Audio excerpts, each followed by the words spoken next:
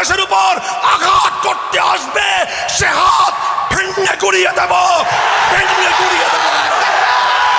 ইসলামের জন্য সৈনিক চাই, সৈনিক। ইসলাম সৈনিক চায়।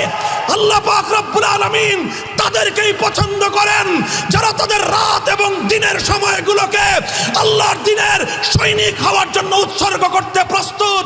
আল্লাহ তাদেরকেই চান যখন ইসলামের জন্য ঘাম ঝরাতে হবে তারা ঘাম ঝরাতে প্রস্তুত।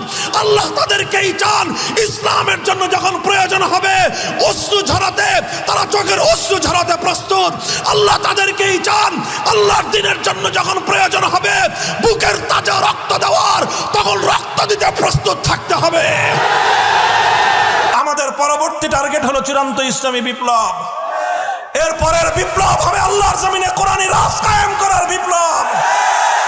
বাংলার প্রতিটি জনপদে, প্রতিটি পাড়ায় পাড়ায়, প্রত্যেকটি মহল্লায় কোরআনের বিপ্লব তৈরি করার জন্য যুব সমাজ আল্লাহর কোরআনের সৈনিক হিসেবে নিজেদেরকে প্রস্তুত করো।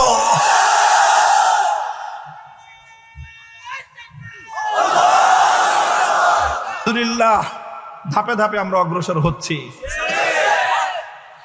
ধাপে ধাপে আমরা অগ্রসর হচ্ছি।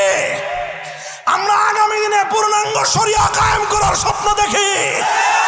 বাংলাদেশে ইসলামী বিপ্লব হবে, কোরআনী হুকুমত কায়েম হবে, আল্লাহর কোরআন হবে বাংলাদেশের সংবিধান।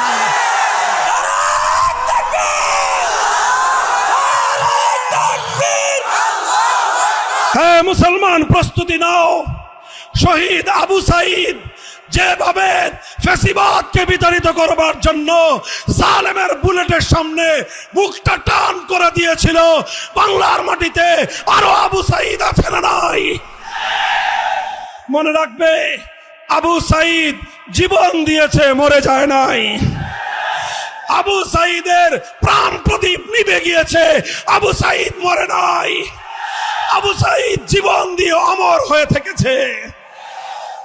যদি এক ফ্যাসিবাদকে বিতাড়িত করবার জন্য 2000 মানুষের রক্ত দিতে পারে, 2000 মানুষের যদি জীবন যেতে পারে এক জালিমের পতনের জন্য, তাহলে আল্লাহর কোরআনের রাজ কায়েম করার জন্য, ইসলামী চূড়ান্ত বিপ্লবের জন্য 2000 নয়, 2 লক্ষ নয়, যদি 2 কোটি মানুষের জীবনের প্রয়োজন হয়, শহীদি ঈদগাহে জমায়েত হতে কারা প্রস্তুত থাকবা?